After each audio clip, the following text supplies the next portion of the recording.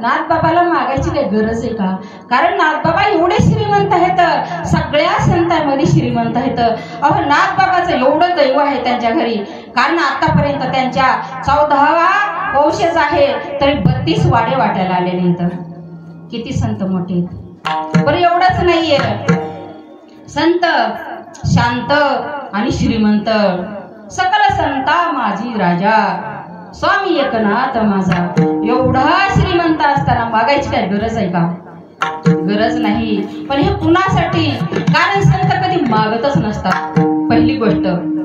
पण मागणी केल्या तुमच्या आमच्यासाठी 4 चरणाचा अभंग आहे आणि माझ्या बुद्धीला जसा झेपल त्या पद्धतीने सोडवण्याचा प्रयत्न करणार आहे. प्रथम नमनाता उमाशंकराच्या सुता, चरणावरी ठेवून माता तया माझा दंडवत. महायोग पीठे तटे भीमरत्नम, परम पुंडलिका धातु मुनिंदे, समागत तिष्ठन्तमानंद कंदम, प्रब्रह्मलिंगम भजे पांडुरंगम. पांडुरंग करू प्रथम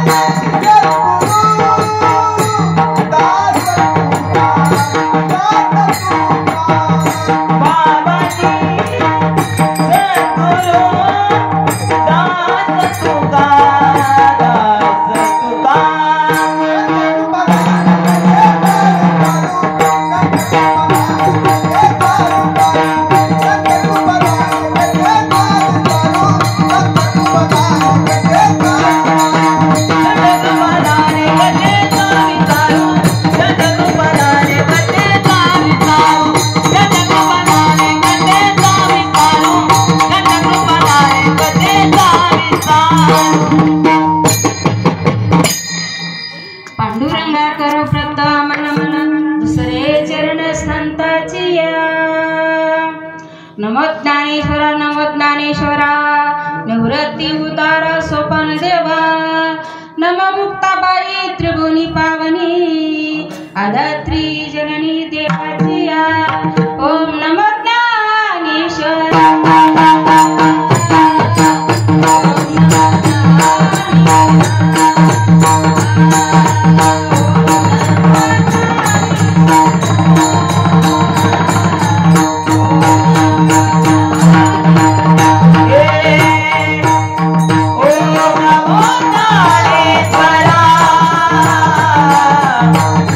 Oh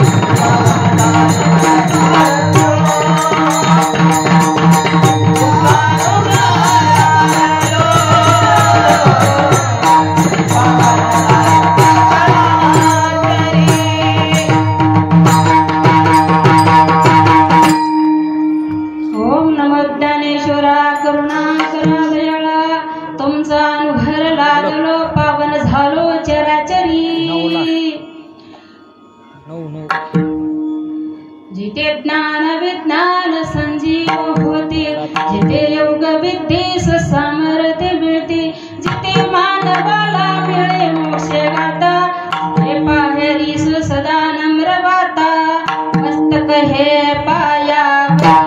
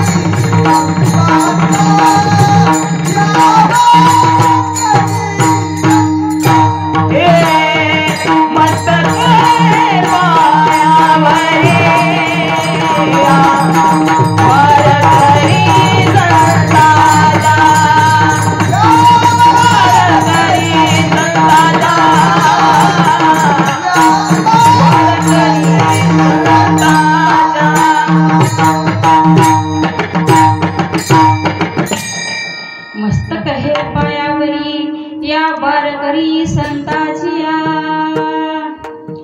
हरिये महाराजा प्रतारिये, हरिये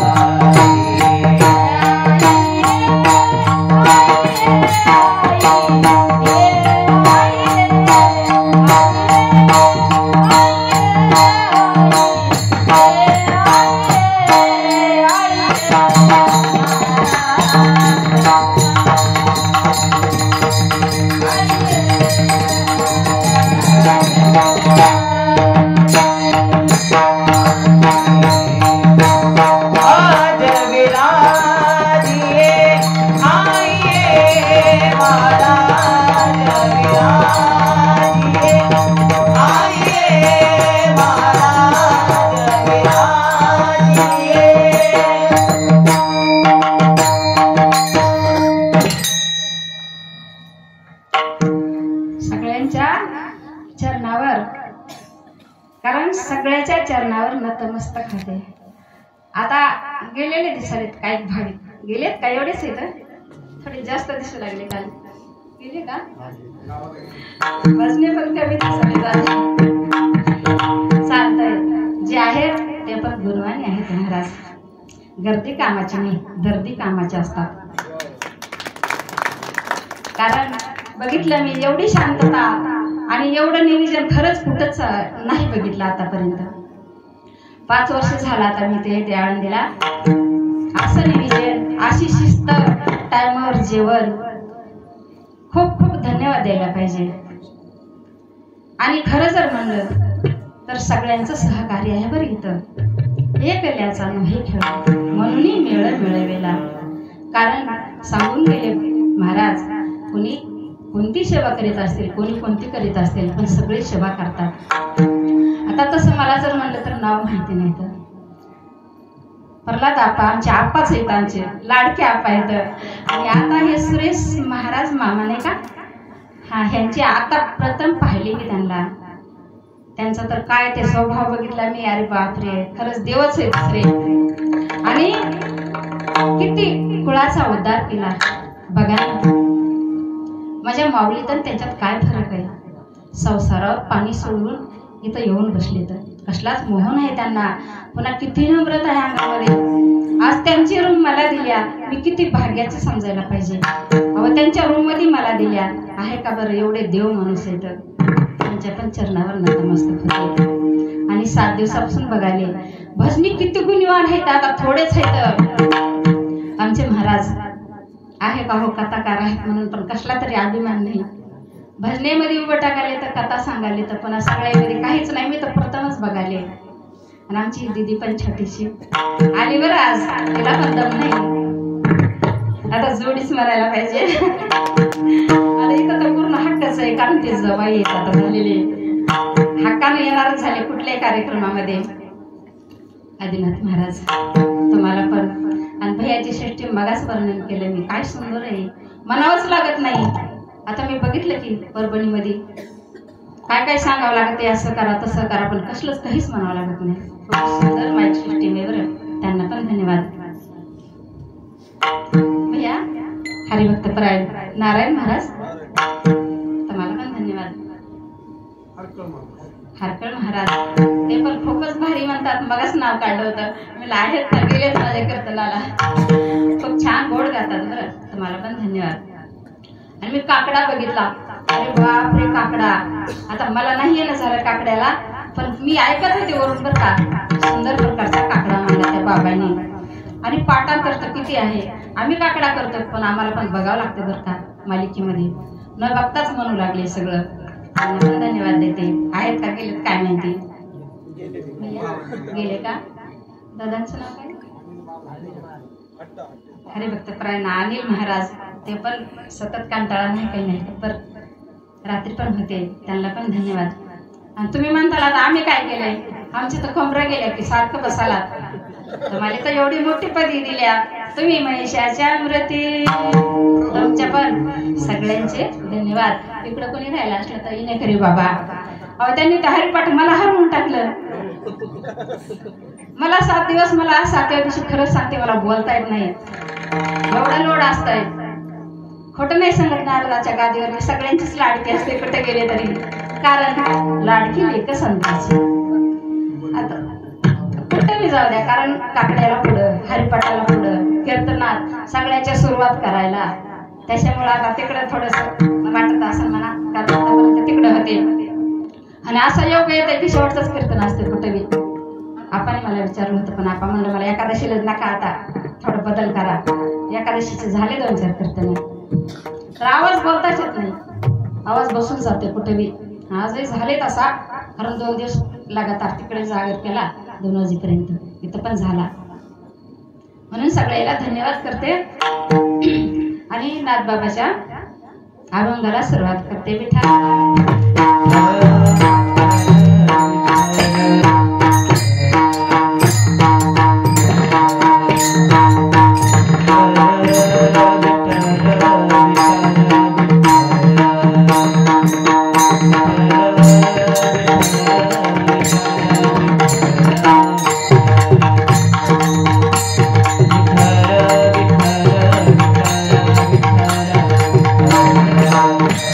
विठ्ठल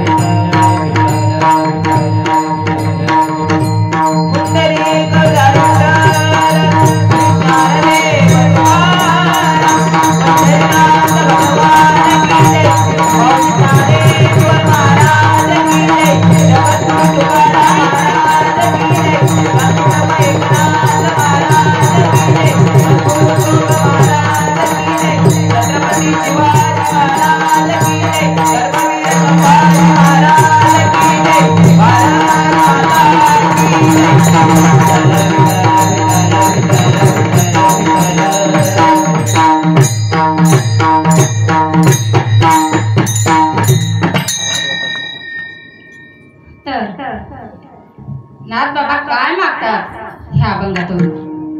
मागायची का वेळ पडली नाथ बाबांना? आणि काय मागतात? कुणाला मागतात? कुणासाठी मागतात? कारण संत कधी मागत नसतात. सांगून टाकलं, संत कधी मागत नसतात. अहो मागणाऱ्यालाच काय म्हणतात? ब्रह्मांड ठेंगणे हात पसरे जिने एक त्याचे, आणि तरी मागतात. बरं इथंच नाही, बरं हेच दान देगा देवा किती आहे तर तुकाराम महाराज येतात, किती अभंग आहेत मागणीवर. मग का मागितले? तर मागणी तर आहेच की, खूप मागणी पर अभंग आहेत. ठाकलो शिदारी उभा याच भिकारी, हेची देवा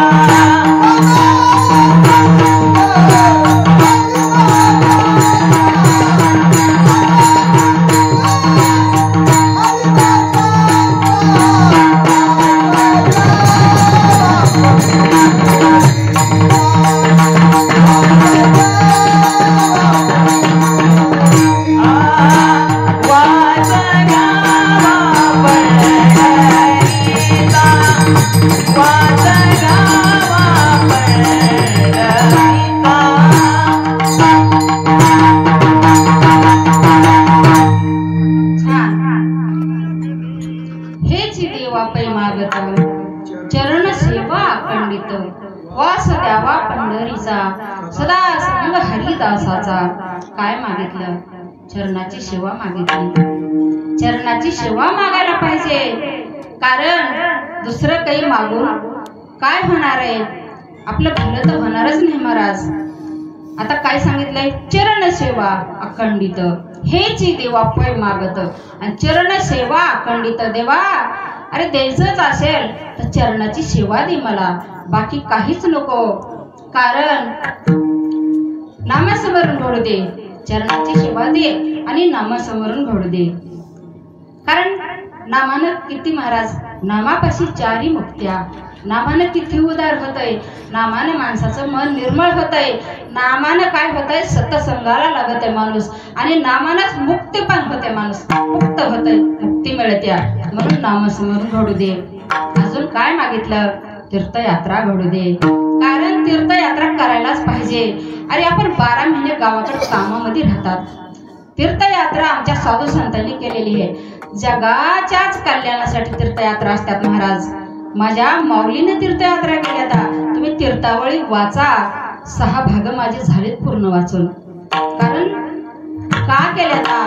तीर्थाचे तीर्थ आहेत माऊली, पण त्यांनी तीर्थयात्रा केल्या. बरं निस्त नाही केल्या, संगत साधू संताला नेलं होतं. कोण कोण होते हो? जनाबाई होत्या, नामदेव महाराज होते, गोरोबा काका होते. सर्व संताला घेऊन तीर्थयात्रा केल्या माझ्या ननोबारायांनी. कारण दाखवून दिलं तीर्थयात्रा करायलाच पाहिजे. आपल्या जीवनामध्ये अनेक प्रकारचे पाप घडतात माणसाच्या हातून. कसे? नकळत घडतात, मग ते दोष कशाने जाईल? तीर्थयात्रा करायला पाहिजे का? कारण एवढे पवित्र असते, एवढी ताकद असते तीर्थामध्ये. नुसतं वाचन जरी तुम्ही गंगा गंगा मानलात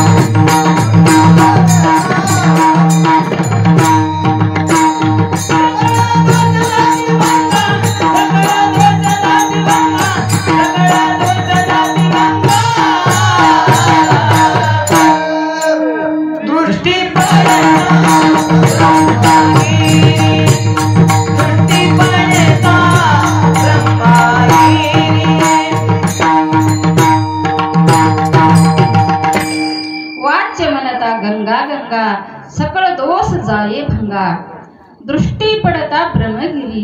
अनुष्ठी दृष्टी जरी पडली तर त्याची यमपुरी चुकती महाराज.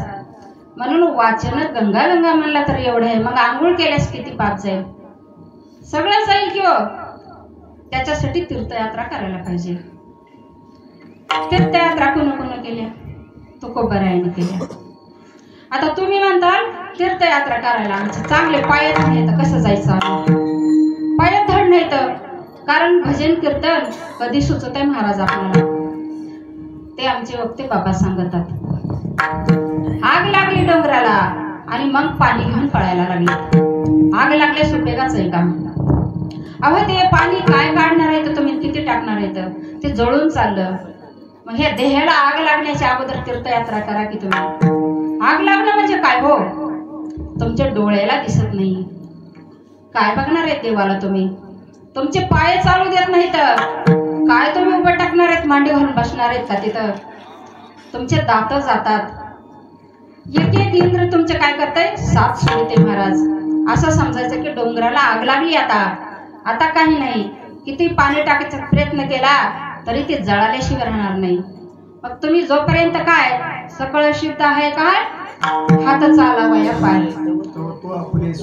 पहाय चुकू नको. संतांनी सांगितलेलं आहे तीर्थयात्रा करायलाच पाहिजे. आणि बरं जाऊन तिथं झोपी नाही काढायच्या. काय झोपी नाही काढायच्या?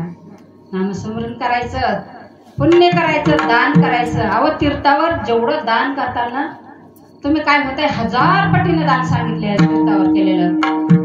एक शीत दिलेले अन्न तुम्ही घरी करू नका. तुम्ही घरी करतात हो माहित आहे मला. कुणाला करतात? तुमचे भाऊ भाऊजाई नातेवाईक सगळ्यांना बोलू येतात आणि सगळ्याला खाऊ घालतात. पण काय सांगितलंय? कोणी नाही कुणाचं नाही रे, नाही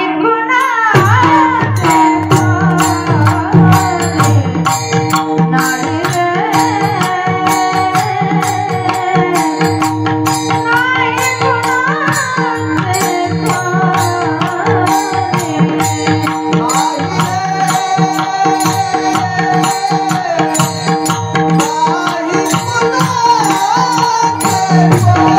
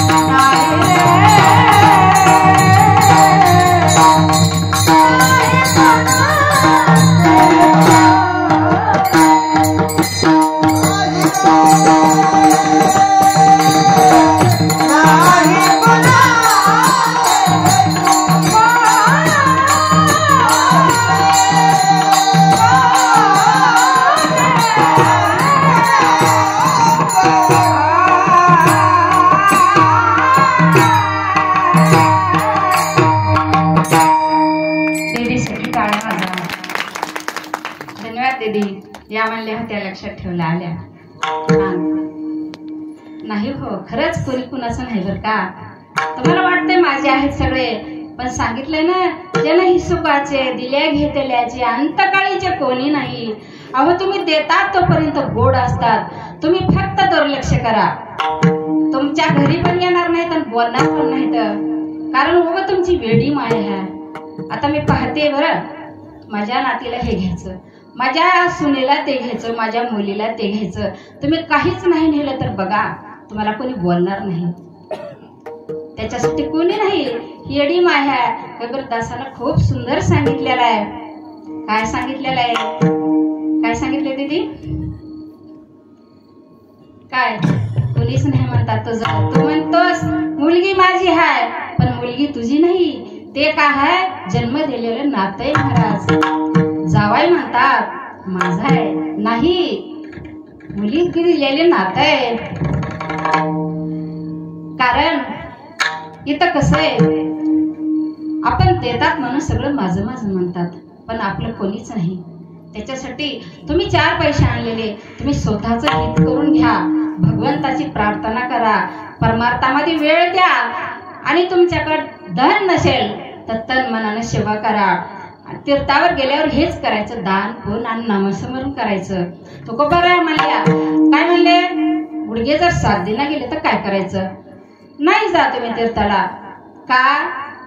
कारण शंकर सांगे ऋषी जवळी, सर्व तीर्थ मध्यम काळी, येती पुंडलिका जवळी, करीती स्नान वंदिती चरण. तिथं जा ना तुम्ही. तुम्हाला दुसऱ्या तीर्थाकडे जायचं नाही, पंढरपूरला जा. सोपं आहे का नाही? ते पण तीर्थ आहे महाराज. पुंडलिका आहे ना, पण यात्रा करा. अजून काय सांगितलं? ते काय म्हणतात, जे नेम केलेला आहे ना ते मध्ये मोडू देऊ नका. आणि हे आमच्या आप्पाचा पण नियम आहे, कधीच मोडू नये. कारण कमीत कमी किती हो, आता शताब्दी तरी व्हायला पाहिजे कमीत कमी. आता तोपर्यंत काय माहिती कोण राहतं तर कोण नाही, पण हे नियम नाहीच मोडायला पाहिजे. अशा ठिकाणी जागा आणि अशा ठिकाणी आपणाला किती छान भेटले बघा ना. काय गर्दी, काय दाटणे गावामध्ये तिकडं. हे भाग्यानं सगळं, कारण असं भेटत नसतंय.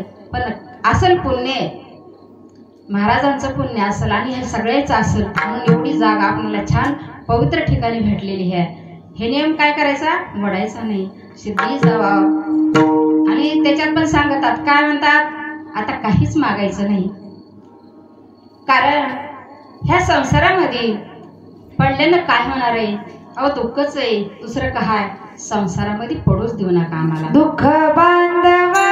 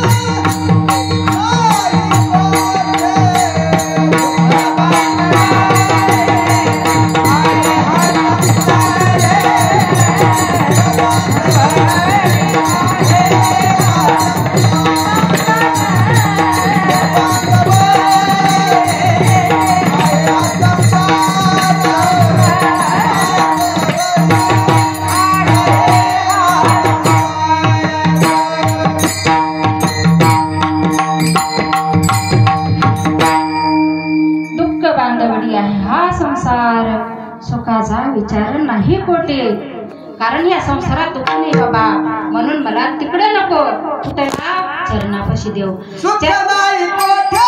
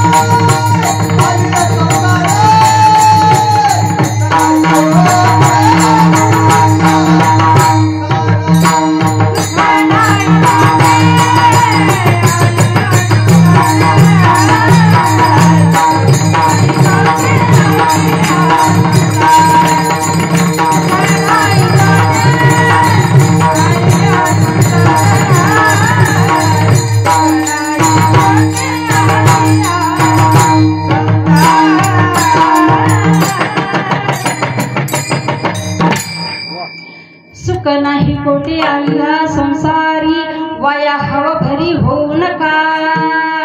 कारण माझ्या माऊलीने पण सांगितलंय, अनेक जणांनी सांगितलंय, ह्या मराठी लोकी सुखाची कहाणी ऐकेल जो कोणाच्या कानी.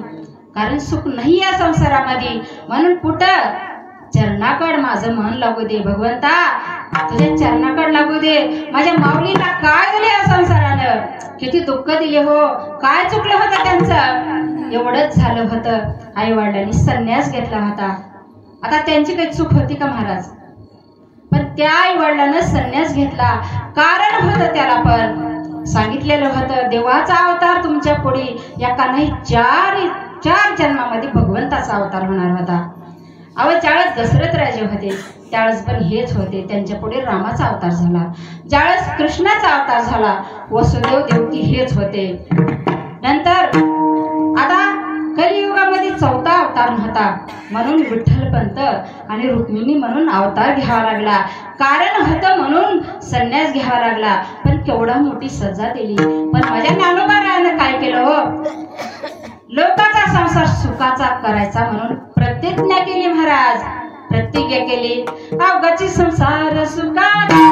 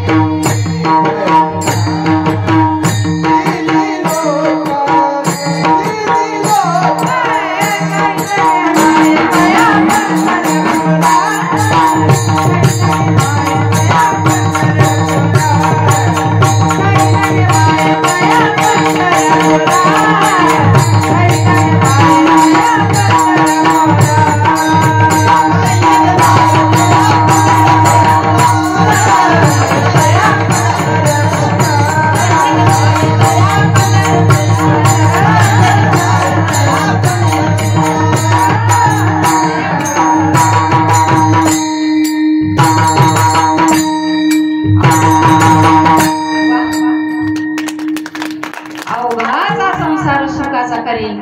म्हणले नाही तर लोकांनी त्रास दिलाय मला आणि माझा संसार सुखाचा करेल किंवा माझ्या जिल्ह्याचाच करेल किंवा तालुक्याचाच करेल. काय म्हणले? अवघाचा संसार सुखाचा करेल. किती त्रास दिला होता. काय चुकलं होतं? अहो नुसते मांडे मागितले होते खायला, ते सध्या खाऊ दिले नाही त्यांना. माझ्या ज्ञानोबाराला शेवटची पोळी खाऊ घातली.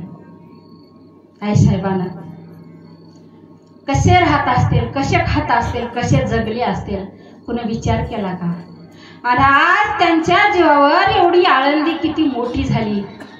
त्यांच्या जीवावर सगळे जगाले. तर आमच्यासारखे तुमच्यासारखे त्यांच्या जीवावर लखोपती झाले. 40,000च्या गाडीतून फिराले महाराज. आणि त्यांना भाकरीला तरशिलं, गावात येऊ दिलं नाही, वाळीत टाकून दिलं. काय अपराध होता? मग ह्या संसारानं काय दिलं त्यांना? मग संसार कशासाठी करायचा? म्हणून आमच्या साधू संत म्हणतात, नाही देवा संसारात नको आम्हाला, तुझ्या चरणापाशी जागा दे. दुःख मूळ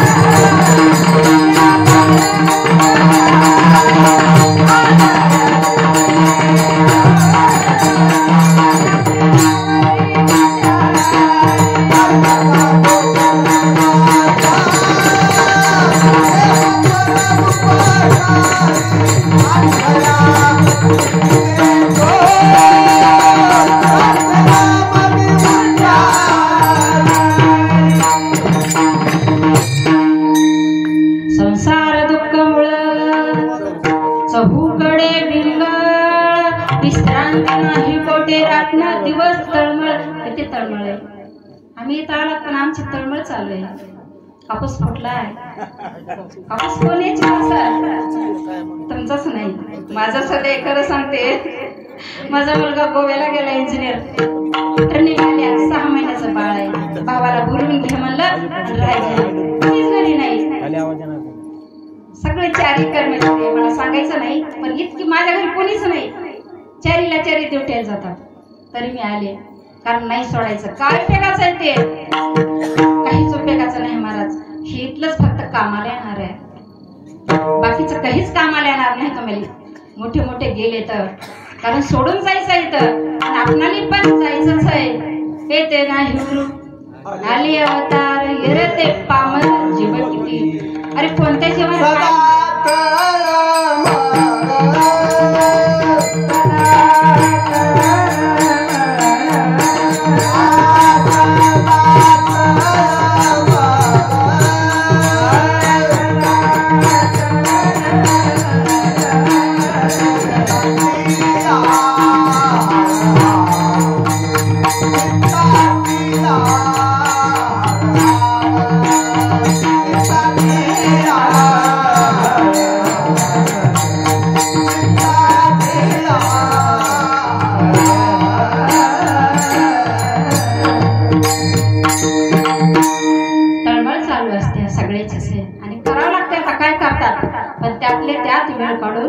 यावं लागते भगवंताच्या, कारण पुन्हा जन्म नाहीये.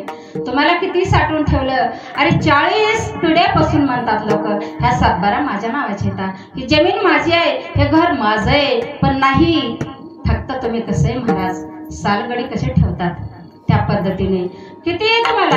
100 वर्षाचं. त्यात बी नाही होत एवढं आयुष्य दिलेलं आहे आणि इथं एवढा परमार्थ करायचा आहे आणि एवढं संपलं तुमचं की तुम्हाला निस्त्या हाताने जायचं आहे. कारण तुम्ही येताना काही आणणार नाही, जाताना पण नेणार नाही. कशाला एवढी तळमळ? जिंदगी एक किराया पागल है, जिंदगी एक किराया पागल है, एक ना एक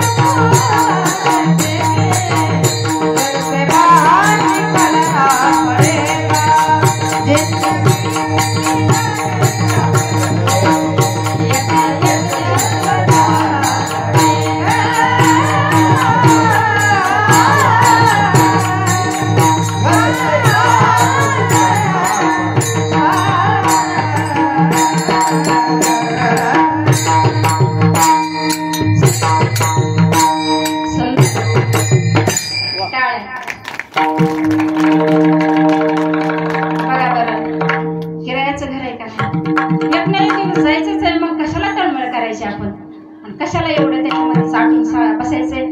नाही बसायचं. कारण माऊलीला दिलं नाही तर आपणाला देणार आहे का? हे संसारानं दुःख उभा भास आहे बरं का तुमचा. कसा आहे आता तुम्हाला थोडासा दृष्टांत सांगते.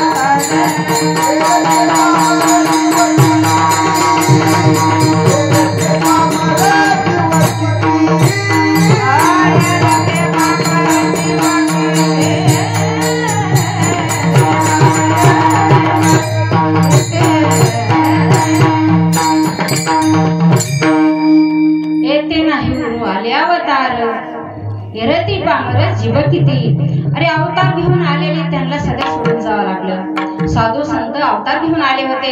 एवढंच नाही, भगवंत सध्या अवतार घेऊन आले होते, त्याला पण जावं लागलं महाराज. मग आपण राहणार आहेत का?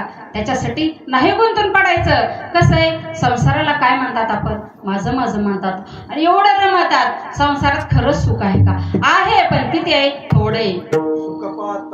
जवा पाडे आणि दुःख पर्वता एवढे. कसं आहे सांगते तुम्हाला.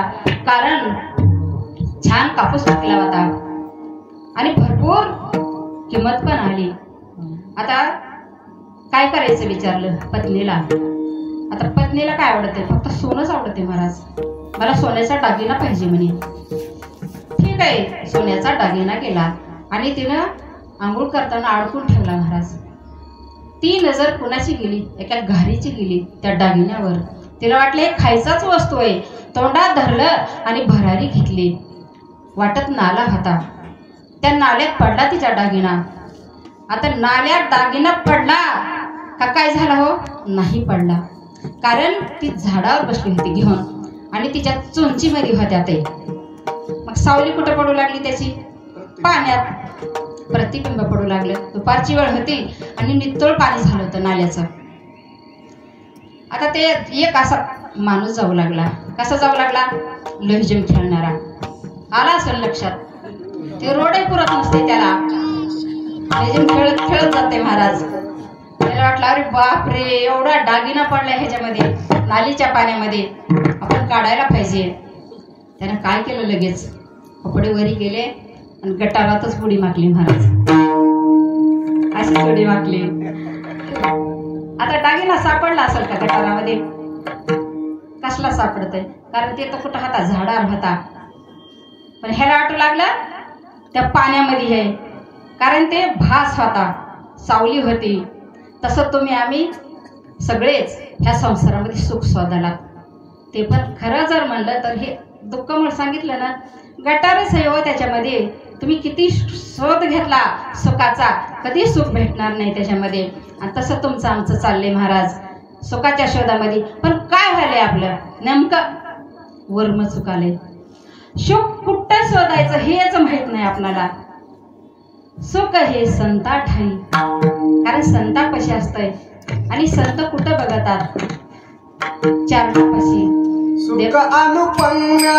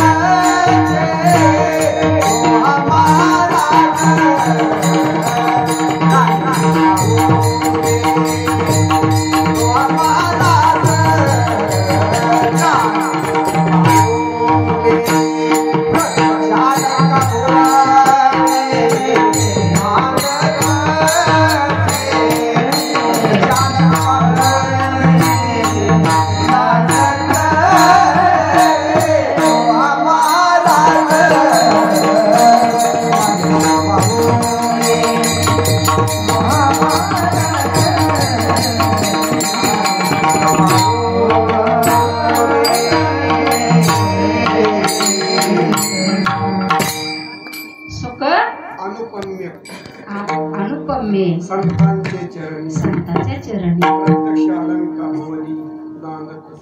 आणि तेच नाथ बाबा कुठं बघत येतात? संतांच्या चरणाकडे. चरणाकडेच का मागतात? तेव्हा माझं मन तिकडेच का? कारण मन चंचळ आहे महाराज. कारण दुसरीकडे रमणार नाही. एकदा संसारात गुंतलं तर बाहेर निघणार नाही. नाथ बाबाला माहिती होतं, कारण नाथ बाबा श्रीमंत होतं. सांगितलं देवा चरणी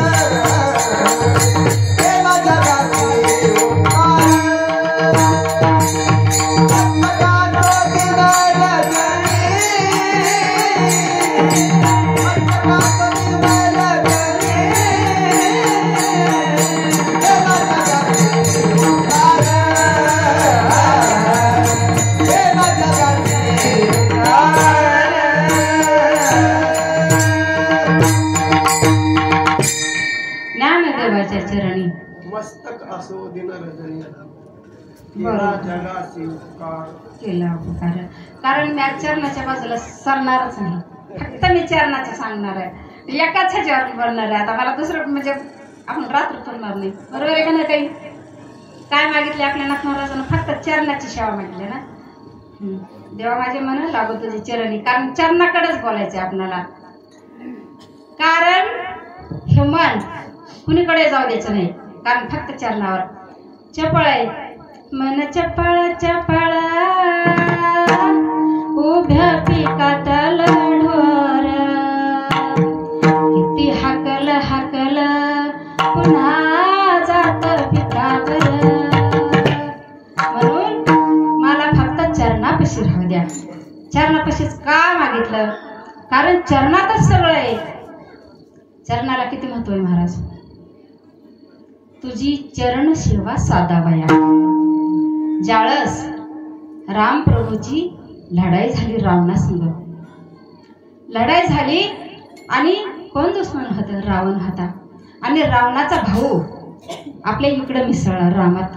का मिसळला? विभीषण. कारण म्हणला मला पार्टी बदलायची. आणि असंच असते, आता पार्ट्याच बदलल्यात महाराज. भावाभावात बी पार्ट्या का बदलायची? अरे म्हणजे दुश्मनाचा भाऊ आहे, मला घेतील का तिकडं? का नाही घेणार? विभीषणाला धरलं हाताला हनुमंतरायाने आणि आणलं. लाग चरणाला म्हणले, पहिल्या चरणाला लागले. लक्ष्मणाला सांगितलं, लक्ष्मणा उठ, तू बाजूला बस. लक्ष्मणाने विचारलं, दादा मी सक्का भाऊ आहे, 14 वर्षासाठी मी वनाला आलेला आहे आणि हे दुश्मनाचा भाऊ आहे, तुम्ही माझ्या जागा दिली तुम्ही? रामाने सांगितलं, लक्ष्मणा अरे माझ्या जो चरणाला लागतो ते सगळ्यात मला प्रिय आहे, सगळ्यात जवळच आहे, म्हणून चरण सेवा अखंडित.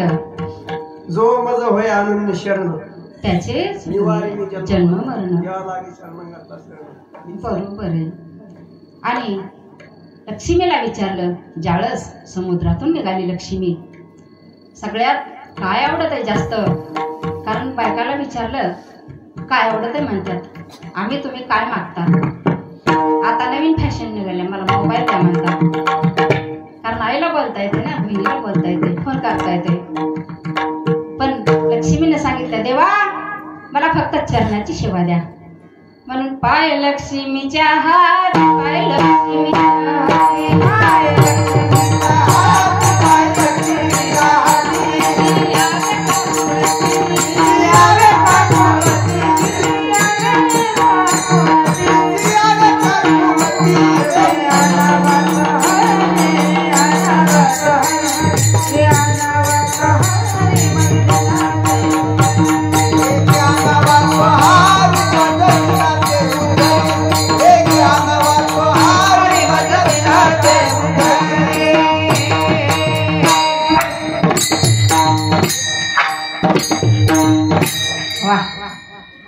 सूर्याचं तेज कमी पडत होतं, एवढी सुंदर होती लक्ष्मी.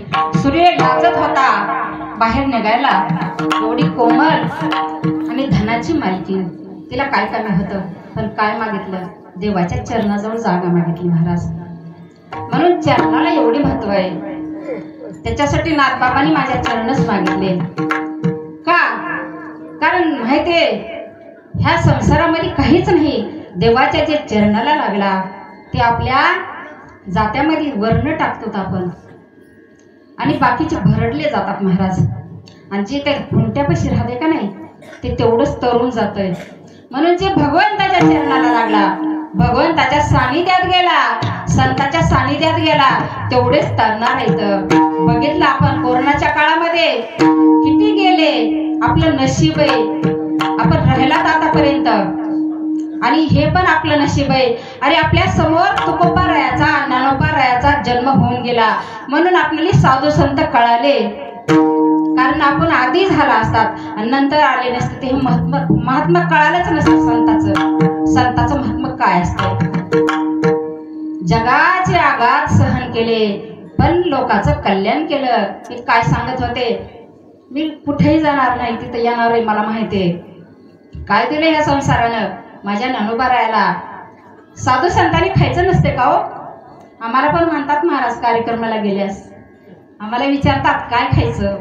आता आम्ही एखाद्या पदार्थाचं नाव सांगितलं, ताई पोळी भाजी वगैरे नका बरं, आम्हाला काहीतरी नवीन करा असं म्हणतात. साधू संत हे तर भागवत सांगायला तर, आणि खायचं कसं काय चटकाय, का खायचं नाही? अरे अन्नमय कोस आहे, माणूस नाहीत का आम्ही, सगळं लागते आम्हाला पण. मग त्यांचं काय चुकलं होतं? मांडे मागितले होते महाराज, पण ते सध्या नशिबात नाही, खाऊ दिले नाही. असे कुच्चर दाणे होते, सगळ्यांचा राग गेला होता. पण अजून काही लोक कुचर हरभऱ्यासारखे होते महाराज, त्रास करीत होते. ननोबा राहायला असंच एकदा खापर आणायला गेली माझी मुक्ताबाई. खापर आणू लागले त्यावेळेस हिशोबा चाटीच म्हणतात ना, नंतर खेचर म्हणले त्यांना. लगेच घेतला हातातलं. अरे तुम्ही संन्याशाचे बाळ आहेत, तुम्हाला कशाला जिभीला चोचले पुरवायला पाहिजे का? बरं झालं तुम्ही का आला, तुम्ही इकडं, तिकडच खपायचं होतं, इथं तोंड दाखवाला, असं बोलत होते महाराज. पण साधू होते, मनावर घेत नव्हते. ते फोडून टाकलं आणि सांगितलं, कुंभाराला सांगितलं खबर द्यायचं नाही, खबरदार, कारण माझे पैसे इथं, माझे पैसे आता देऊन टाकायचे, नाहीतर गाव सोडून जावं लागेल. नाही दिलं त्या कुंभार. मुक्ताबाई रडत आल्या, दादा काय झालं मुक्ते? दादा खापर नाही दिलं मला. नका देऊ दे, माझ्या माऊलीने पाठ वाकली असे आणि पाठीवर मांडे भाजले महाराज. आणि झाल्याच्या नंतर अजून कसं असतात व त्रास देणारे लोक, त्रास देतात, पण कसं करायलेत काय करायलेत म्हणून बघायला येतात. बघायला आले तर इकडं सुगंध सुटला होता महाराज. बसू लागले, मांडे तयार झाले होते, जेवायला बसले होते. आश्चर्य वाटलं त्यांना आणि घरात जाऊन बळच घेऊ लागले, असे वाकत वाकत गेले. माझी माऊली म्हणाली, अरे काय असं भोतासारखं, भोता म्हणजे खेचरासारखं काय करायला? माऊलीने उचलून ठेवलं ताट, नाही द्यायचं. निवृत्तीनाथानं सांगितलं, द्या म्हणे, काय हरकत नाही. दिले. अहो ते मांडे खाल्ले आणि संतांचं दर्शन झालं. त्यांच्या मनातला राग देश निवला महाराज. त्यांनी सांगितलं आहे, एवढे मोठे हिरे आणि एवढे मोठे साधू संत, पण काय आपली बुद्धी भ्रष्ट झाली होती, आपण ओळखू शकला नाही. आणि खरंच माणूस ओळखीत नाही बरं का, ओळखीत नाही साधू संतांना. कारण आकाशाच्या पोटी हिरा गारुबटी, दोन्हीची समसाठी करू नये. साधू कधीच ओळखीत नाही. त्या पद्धतीने त्रास दिला आणि माझ्या ज्ञानोबा रायाने त्यांना आशीर्वाद दिला बरं का. आणि तेव्हापासून त्यांची बुद्धी चांगली झाली. किती उपकार केला जगावर ज्ञानोबा रायाने. ज्यांनी त्रास दिला होता त्यांच्या जिंदगी सुधारली. एवढंच नाही, गुरुचं स्थान दिलं तिथं, एवढे उद्धार मनाचे. मग माझ्या एकनाथ महाराजानं हे सोचलं आणि ते संतांच्या सहवासात राहत होते. कसे राहत होते महाराज? अव कीर्तनाला नाही आले तर बळच या म्हणायचे. एवढं काय लिहिलं त्यानं, साध्या सोप्या भाषेमध्ये भरवड लिहिले, गवळणी लिहिल्या. नाथ महाराजाला किती त्रास दिला लोकांनी. एवढं छळ महाराज आंघोळ करायला आले तर अंगावर थुकत होते त्यांच्या. काय काय बोलत होते, ब्राह्मणाच्या कुळात असून असे वागतात. कमी त्रास दिला काय संसारानं. म्हणून नाथ महाराजांनी माझ्या संसाराचं नाद सोडून दिला, चरणाकडे बोट घेतली. देवा अहो चरणच पाहिजे मला. काय त्यांना देव होता किंवा त्यांच्या घरात 36 वर्ष राबत होता देव भगवंत.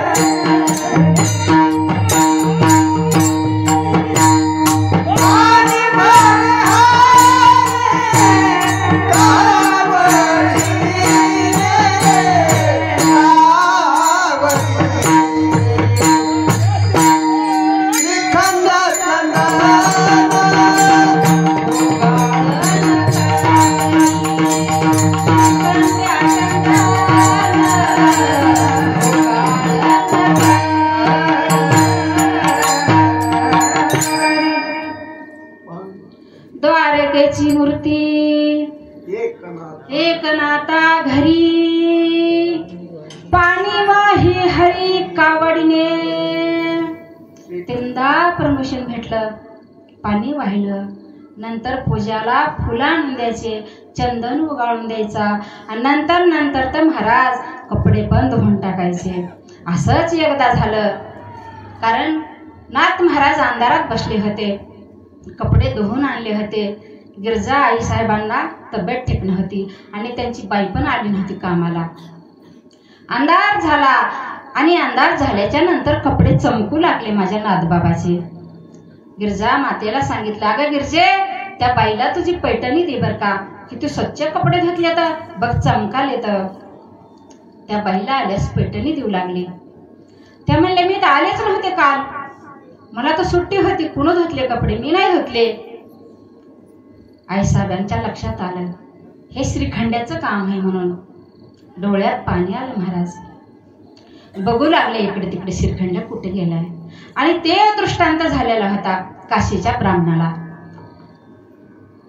त्यांना दर्शन घ्यायचं होतं म्हणून आले होते इथं. पता लागला होता की पैठणचे बाबा आहेत आणि त्यांच्याच घरी आहेत हे लवकराच्या रूपानं. तिथे येऊन म्हणू लागले, तुमचा लवकर कुठे आहे? साक्षात भगवंत आहे, दर्शन घ्यायचे मला. आल्याच्या नंतर आता हे भगवंताला काय न सांगता कळू येते अंतरी. माहिती झालं होतं त्यांना. गायब झाले महाराज, आता उघडं पडतंय म्हणून.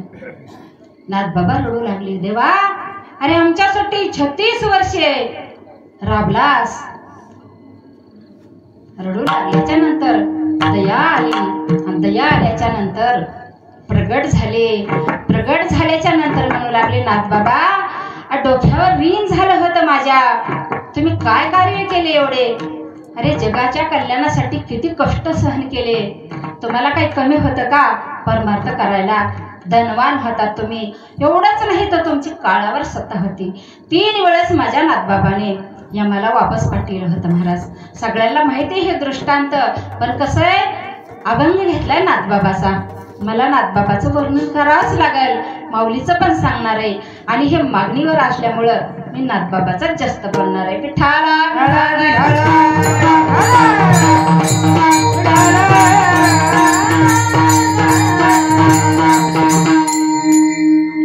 रडू लागले नाथबाबा. सांगायचं तर होतं हे असं आमच्या घरी का काम केलं. देव प्रगट झाले आणि म्हणू लागले, नाथा, अरे तुझं ऋण झालं होतं माझ्या डोक्यावर बाबा, कशाने फेडायचं मला? म्हणून मी सेवा केली. मला करू दिली असतीस का तुला आधी सांगितलं असतं तर? आता मी प्रसन्न झालो तुझ्या सेवेला. माग काय मागायचं ते पहिल्या चरणात माग. देवा माझे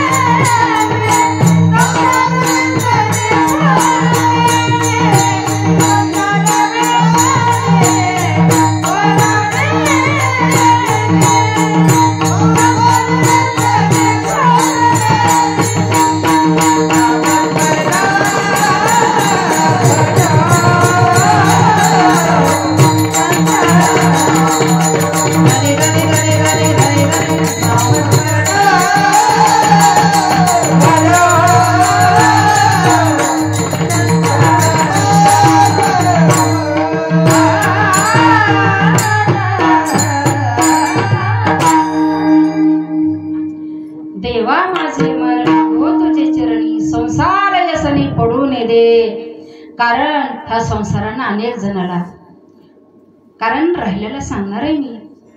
माझ्या ज्ञानोबारायाला त्रास दिला. ज्ञानोबाराया अजून एक जण काय करू लागला, जाऊ लागला काय करायला, आपल्या मुलीचं सूर्यपण जळवायला जाऊ लागला. ज्ञानोबाराया गावात गेले. समोरून ज्ञानोबाराया आले. त्यावेळेस त्याला वाटलं अरे हे अभद्र मुलं कशाला आले माझ्यासमोर, आणि त्यांना काहीतरी बोलली. अरे तोंड काळ करा तिकडं. ज्ञानोबाराया बसले महाराज आणि जाऊन ताटी लावून बसले घरामध्ये. तिकडं माझी मुक्ताबाई कपडे धुत होती आणि तिला कळालं कुठला योगी कोण तपाला बसलाय, काय व्हायले असं कळालं आणि गेली. ताटी लावली ती महाराज. तिने दार ठोकलं आणि म्हणू लागली अरे असं राग करणारे काही साधू असतात का, संत असतात का, हे सगळं जगाचं सहन करायचं असतंय आणि जे सहन करतंय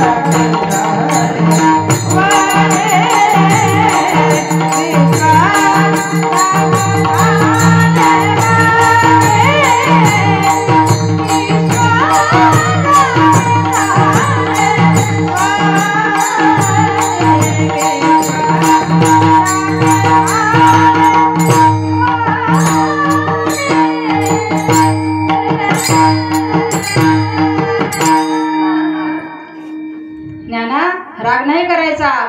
योगी पावन मनाचा साहे अपराध जनाचा.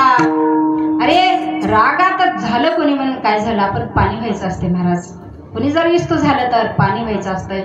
आणि मग साधू कशाला म्हणायचं, वरी भगवा झाला नामे अंतरी वशे क्रोध कामे तया म्हणून हे साधू जगी विठंबना बाधू. आपण संत इथं जगाचा उद्धार करण्यासाठी आलेले आहेत. आपण अपराध सहन करायचा असते बाबा. सोन्यालाच परीक्षा द्यावं लागत असत्या, कारण सोन्यालाच परीक्षा द्यावं लागत असत्या. चांगल्याचीच परीक्षा होत असते महाराज. सहन कुणाला करावं लागते. साधू होणं सोपं नाही, साधू होणं सोपं नाही. अनेक प्रकारचे संकट येतात, अनेक प्रकारचा त्रास सहन करावा लागत आहे. कोण काय म्हणतंय, कोण काय म्हणतंय.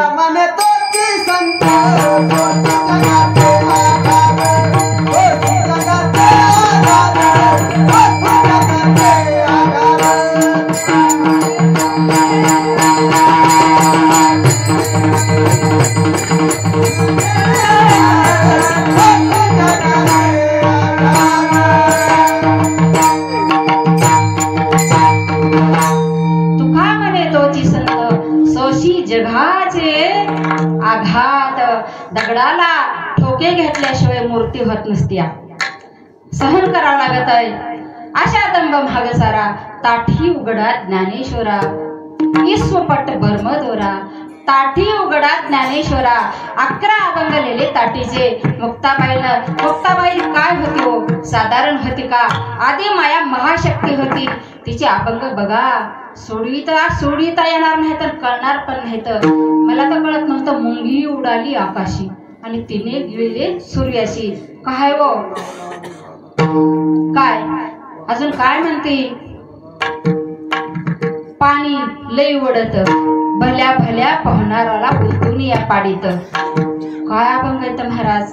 म्हणून चांगदेव महाराज शरण आले आणि म्हणले, कारण सांगा म्हणे धन्य झालो, गुरु झालो मुक्ताई. सांगा म्हणे आज जन्म आलो आणि गुरुपुत्र झालो मुक्ताईचा. 1400 वर्ष तपस्या केलेला मुक्ताबाईला गुरु करून घेतलं. असे संत जगामध्ये जगाचं कल्याण करायला आले आणि त्यांनी सगळ्याचे आघात सहन केले. काय दिले या संसारानं. म्हणून माझे नाथबाबा म्हणले, संसारामध्ये पाडू नको, चरणापाशी जागा दे. कारण ह्या चरणाचं जेवढं महत्व आहे तेवढं कुठंच नाही. काय चरणाचं महत्व आहे महाराज? माझ्या मुक्ताबाईचा जाऊ द्या, पण माझ्या मीराबाईचं बघा. अहो मीराबाईच्या सान्निध्यामध्ये कोण गेलं होतं? दासीचा पुत्र गेला होता आणि काय म्हणू लागला, मला हीच बायको करायच्या. सांगितलं, हे बाबा तू काय कर, फक्त 8 दिवस ये आणि काय कर, नामस्मरण कर. नामस्मरण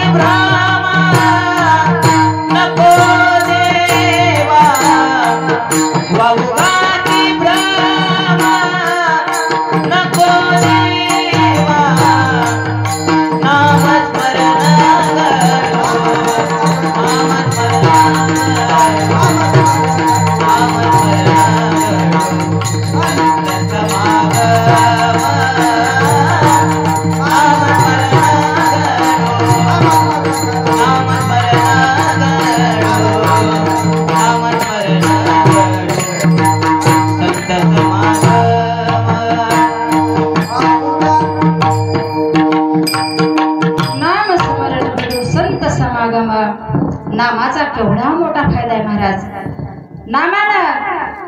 नामेच तरले कोट्यान कोटी बैसविले. कारण किती जणांनी नाम विठोबाचे घ्यावे मग पाऊल टाकावे. माझ्या जनाबाईनं नाम किती पवित्र आहे. कारण हे सगळ्याचा उद्धार काय झालाय, नामानं झालेला आहे. म्हणून मीराबाईला सांगितलं.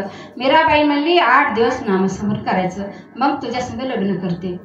दासी पुत्र गेला आणि सांगितलं, हे बा नामस्मरण कशाचं प्रमाणितपणाने करायचं, नाहीतर सूर्य आहे तुझ्या मानावर. 8 दिवस केलं महाराज आणि 8 दिवसाच्या नंतर मीराबाई भेटायला गेली आणि काय झालं, चमत्कार झाला.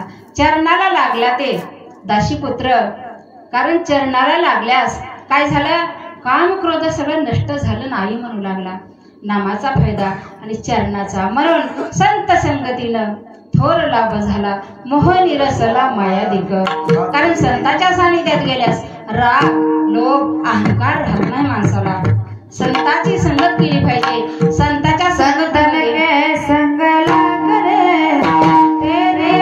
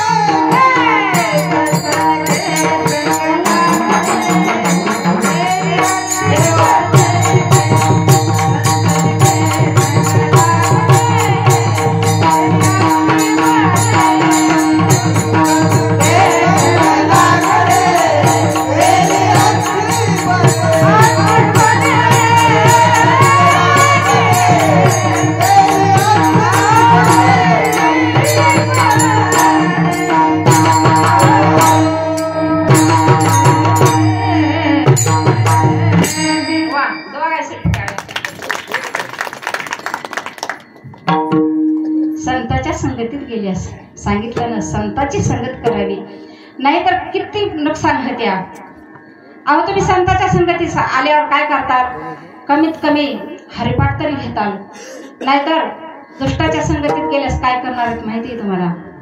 दिंडीमध्ये महाग राहिलेले लोक काय करतात, तीर्थात जाऊन सध्या काय काय करतात माहिती आहे आपल्याला. त्यांचे दुसरेच कामं चालू होते, तर टाळ्या वाजत नाही तर ते फक्त असे करतात बरं महाराज, टाइमपास. संताच्या संगतीत गेल्यावर तुम्ही असो की नसो, कारण वळण पाडलेलं असते, पडिले वळण इंद्रिया सगळा, ते असो की नसो टाइम झाला चला हरिपाठ. आमच्या ताईनं त्या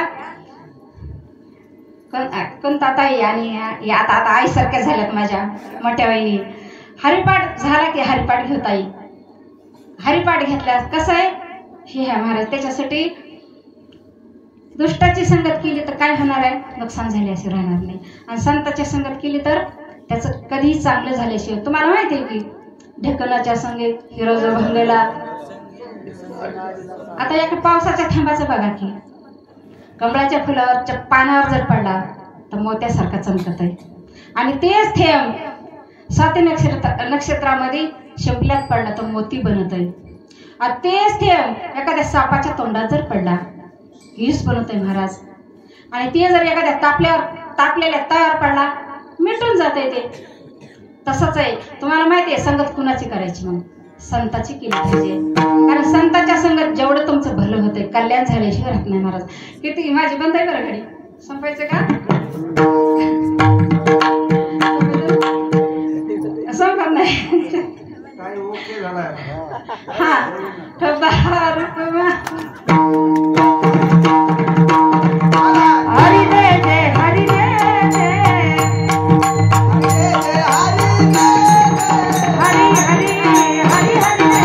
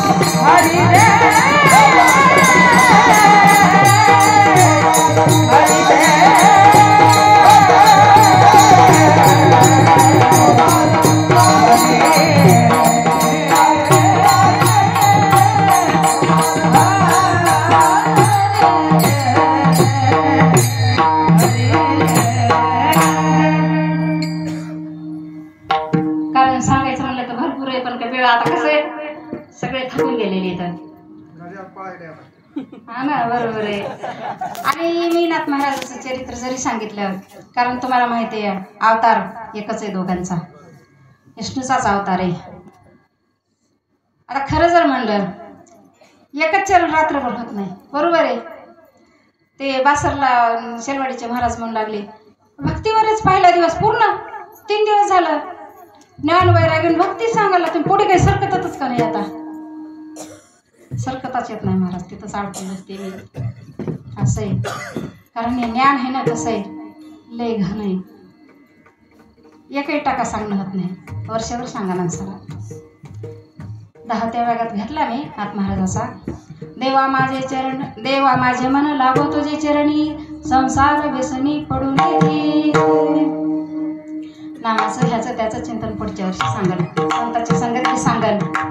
कारण खूप वेळ झाला, सगळ्यांनी साथ दिली, सगळ्याचे धन्यवाद करते. माऊलीचं थोडक्यात सांगितलं, कारण गेलेल्या वर्षीची मी चरित्र सांगितलं होतं तर मला सांगताच आलं नव्हता. युट्यूबवाल्याला म्हणलं बंद कर तुझा कॅमेरा, कारण ते मगाच्या सारखा झाला. मी अर्ध्यात गेले होते, मग मी पुन्हा आरतीच्या टायमाला आले, ते माझा आवाजच बंद होऊन जाते, बोलणंच बंद होऊन जाते. मी पार्याला माझं कीर्तन होतं आणि ते माऊलीचं चरित्र नाही बोलता येत, मी बोलू शकत नाही, ते एवढं दुःखाचं आहे. तिकडून जास्त वळलेच नाही मी, फक्त एखादा सांगितला. झालेली सेवा समाप्त सांगितलं. ज्ञानेश्वरा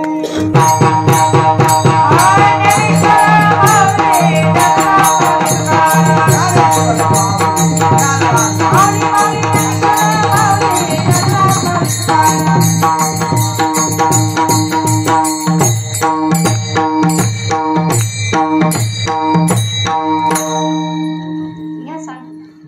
शेवटचा दिवस आहे. अनेक मागणे नाही नाही देवा अनेक मागणे नाही नाही देवा अनेक मागणे नाही नाही देव अनेक मागणे नाही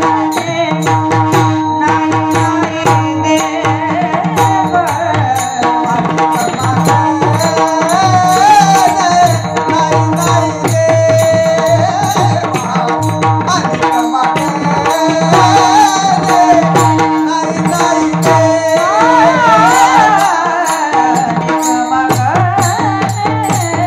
देव